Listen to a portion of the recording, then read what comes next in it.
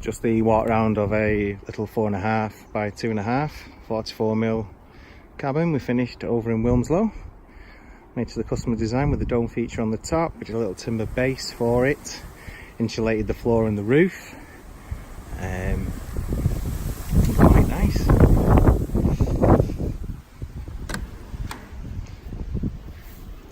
Also internally did the first fix for the customer, a couple of double sockets, a light fitting as well, and that roof has been insulated.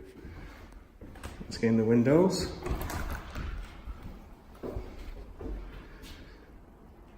Nice opening. And go on to the tilt action as well. They're standard with all of our cabins in 44mm. This one's got 18mm double glazing. But, okay, it's very nice. The customer's going to use this as a craft room.